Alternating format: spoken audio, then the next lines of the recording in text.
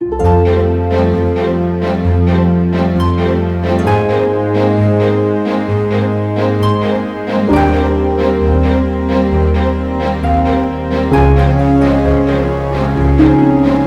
개의 전생을 같은 얼굴로 사는 사람은 저주가 걸린 건가요? 항시 말씀드렸죠. 사람이 이승에 태어날 때 어떻게 태어나요? 지옥에서 태어나는 사람, 천국에서 태어나는 사람. 그런데 천국에서 태어나는 사람들은 자기가 천국이 싫어서 나온 사람이에요. 그런데 지옥에서 태어나는 사람은 지옥에서 죄를 어느 정도 40% 받고, 그럼 60%를 이승에서 행해야 돼요. 어떤 사람은 60% 받고, 어떤 사람 80% 받고서 20%만 행하는 사람, 70% 행하는 사람, 100% 행하는 사람이 있어요. 그러니까 바로 2024년을 기준으로 어떤 사람은 재물이 많고, 어떤 사람은 가난하고, 어떤 사람은 하는 것마다 망하고, 어떤 사람은 하는 것마다 승승장구하고, 어떤 사람은 개처럼 살아야 되고, 어떤 사람은 부유하게 살고 세단 타고 다니면서 김기사하면서 다니는 사람들이 있어요. 그죠? 바로 그 전생에 내가 메뚜기로 태어났어요. 죽었쇼. 또 다시 태어났는데 또 메뚜기로 태어났쇼. 죽었쇼. 또 메뚜기로 태어났쇼.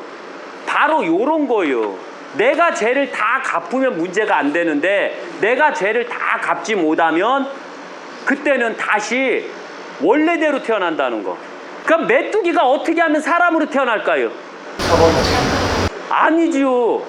예를 들면 나 잡수시오 하는 거하고 잡혀서 잡혀 먹는 거하고 어떤 게 더 사람으로 태어날 확률이 높을까요? 아니, 잡혀서 먹는 거는 사람으로 안 태어나고 다시 메뚜기로 태어나요. 보시라는 거 아시죠? 바로 육신보시를 하는 겨. 그러니까 쓰러져 갖고 까딱까딱 해요. 근데 메뚜기를 하나 먹으면 낫는 사람이시오. 그러면은 메뚜기가 팔짝팔짝 뛰어서 그 사람 입에 앞으로 딱 가갖고 대가리를 디밀고 잡수시오. 이해 가시겠시오? 근데 메뚜기가 그런 능력이 있을까요?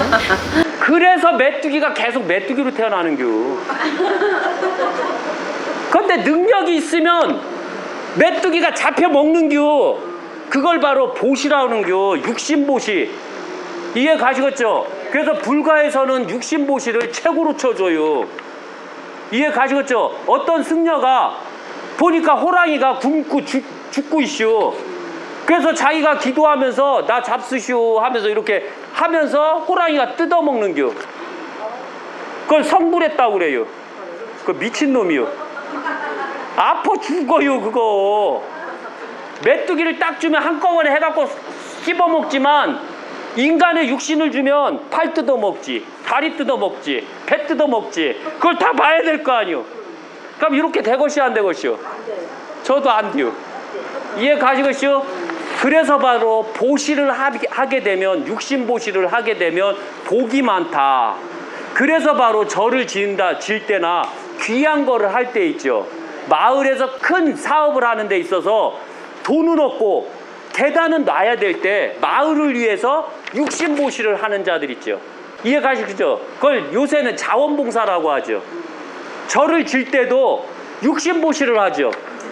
보시를 어떻게 했느냐에 따라서 바로 그 복은 사람이 될 수 있느냐, 내가 원하는 대로 될 수 있느냐, 전생에 갖고 있었던 모든 죄를 사할 수 있느냐가 결정이 되는 거예요.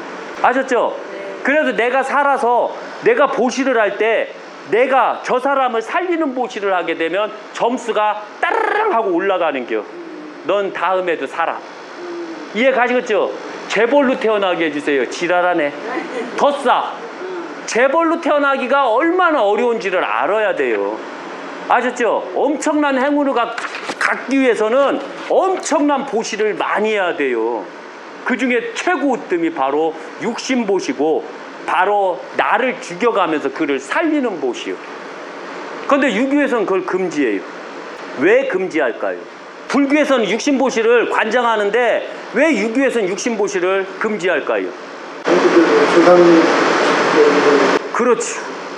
내가 죽을 때는, 내가 호랑이한테 잡혀 먹을 때는 내 부인을 보고, 내 부모를 보고, 내 조상을 보고, 내 자식을 봐야 돼요. 그리고 그들의 의견을 묻고, 아버지 호랑이한테 잡혀 먹으시오. 내 부인도 남편도 호랑이한테 그냥 가서 죽어. 할아버지 아버지도 야 너 빨리 가서 호랑이한테 잡혀 먹어. 이렇게 할 사람이 있나요? 그들의 의견이 엄청나게 중요하다는 거죠. 유교는 철저하게 가족 종교이기 때문에 그런 거예요. 그런데 불교는 가족 종교일까요? 아닐까요? 왜? 왜 아닐까요? 산삼자한병 땡! 가족 버리고 출가하니까. 아니기 때문에. 땡! 땡!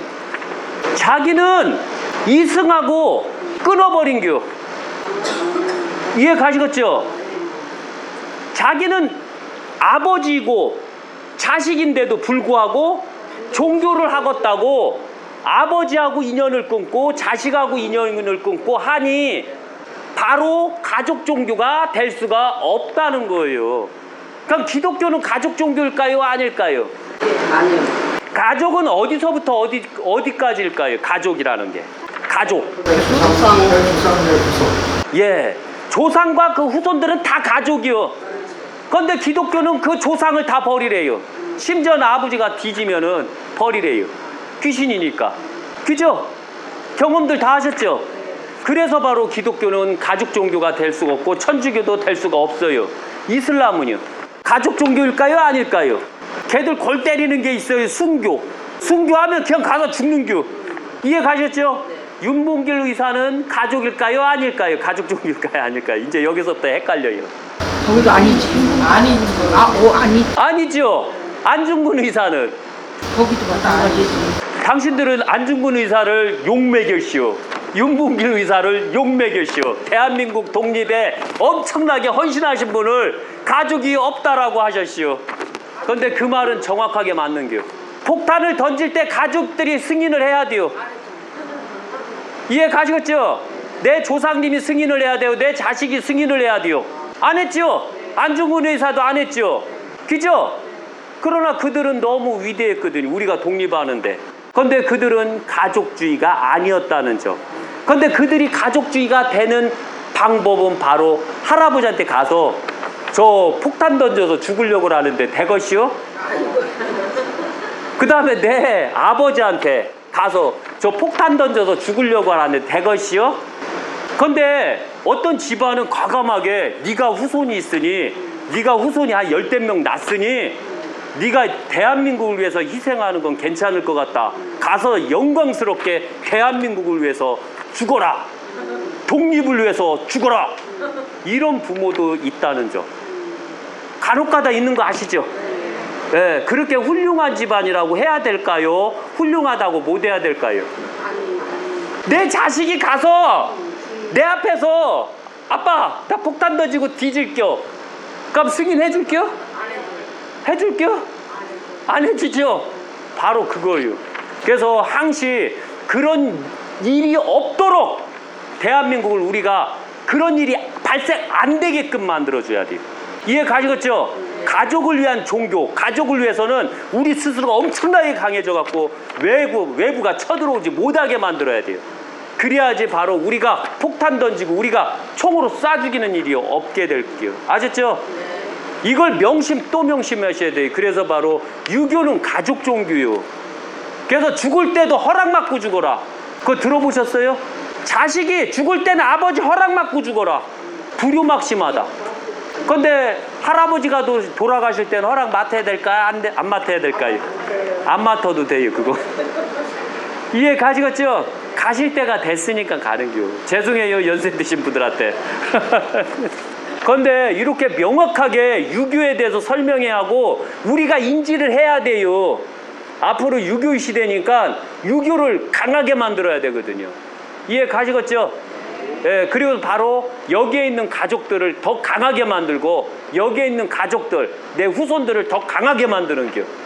이해 가시겠죠? 그래서 어려운 시점이 와도 이기고 대처할 수 있는 능력을 갖게 그런 삶을 살려고 노력을 해야 돼요. 아셨죠? 예.